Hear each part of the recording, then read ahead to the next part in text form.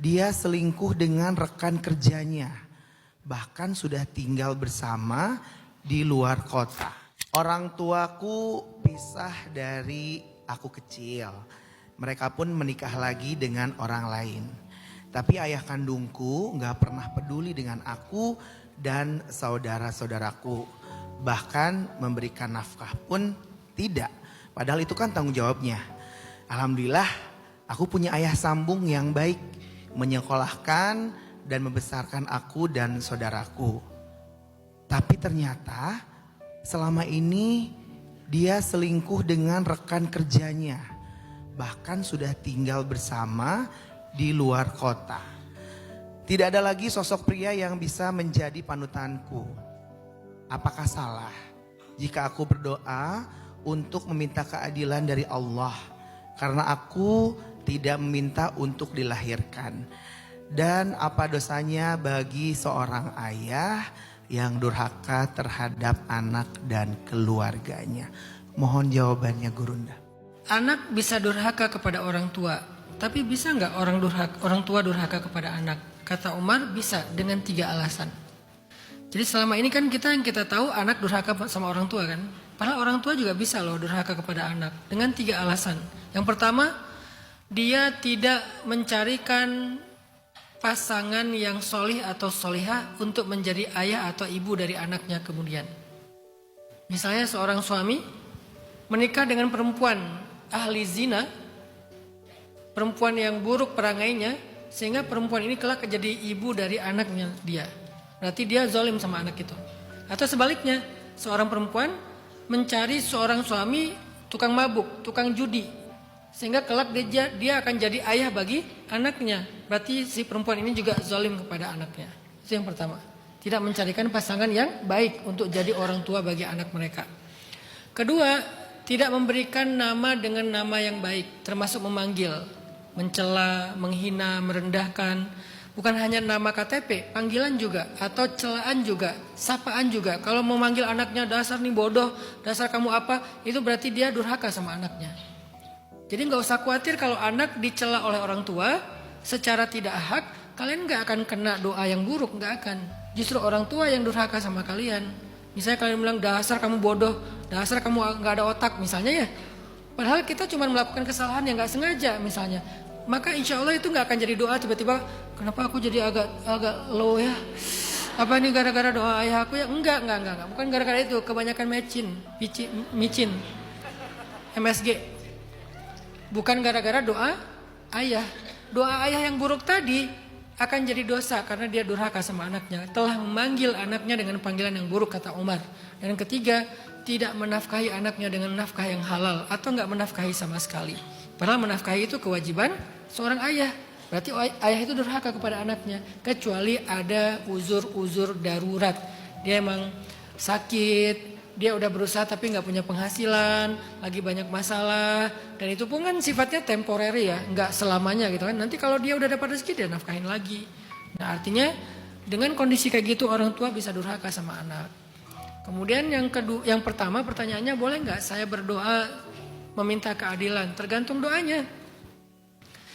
Kata Nabi, kalau kalian meminta kepada Allah, mintalah rahmatnya, mintalah yang baik-baik, bukan meminta yang buruk-buruk. Jadi kayak misalnya minta yang buruk gini, ya Allah aku udah gak percaya sama laki-laki, tolong jauhkan aku dari semua laki-laki, aku gak ingin menikah. Itu doa yang buruk, jangan minta kayak gitu. Tapi mintanya, ya Allah berikan saya suami yang solih, yang baik, yang bertanggung jawab, yang jujur, yang amanah. Ya Allah berikan aku istri yang soleha, yang cantik, yang baik, yang menjaga aurat, yang berbakti sama suami. Jangan, ya Allah aku udah trauma sama cewek, aku udah gak percaya lagi, kayaknya cewek semuanya sama deh. Ya Allah please jauhkan aku dari mereka, aku pengen hidup sendiri aja. Itu doa yang buruk, yang lahir dari trauma. Maka kata Nabi, janganlah kalian meminta kepada Allah kecuali kebaikan. Jadi kalau meminta kepada Allah, mintalah rahmat Allah. Kalau minta surga, mintalah surga yang paling tinggi, surga Firdaus. Itu adab berdoa. Sehingga kalau misalnya kita mau berdoa minta keadilan, mintalah keadilan yang baik, yang wajar. Jangan minta keadilan dengan makna yang tadi, marah, tantrum, trauma, sehingga akhirnya kita meminta yang buruk-buruk. kepada diri kita sendiri. Bagaimana kalau ke orang lain? Tergantung. Kalau kita dizolimi dan kita mendoakan dia dengan keburukan yang wajar sesuai dengan hak kita, maka menjadi doa yang buruk bagi dia dan itu bahaya sekali. Sehingga Nabi mengatakan, hati-hati dengan doa orang yang terzolimi. Antara dia dengan Allah tidak ada hijab. Kalau kita dizolimin, terus kita doakan, ya Allah balaslah dia dengan keadilanmu. Dibalas sama Allah itu. Tapi kalau saya pribadi nih sampai sekarang, kalau saya dizolimi orang, kan orang yang terzolimi itu punya doa yang gak ada hijab kan? Daripada saya ngedoain dia, mending saya doain diri saya sendiri. Karena ngedoain dia itu kan lebih kayak mengekspresikan marah doang. Siapa yang untung? Gak ada yang untung, dia rugi, kita rugi. Mumpung dapat doa yang gak ada hijab, pasti diijabah. Mending saya doain diri saya sendiri. Ya Allah, berikan saya rezeki apa? Ya Allah, berikan saya ini. Ya Allah, berikan saya itu. Minta. Karena mumpung lagi dizolimi. Yang penting jangan nyuruh orang yang zolimin kita. Tolong dong zolimin gua pengen doa nih soalnya. Jangan.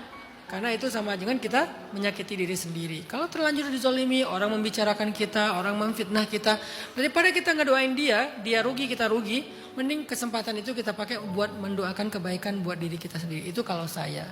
Tapi mendoakan orang yang zolim, itu hak orang yang terzolimi. Gak apa-apa buat dia.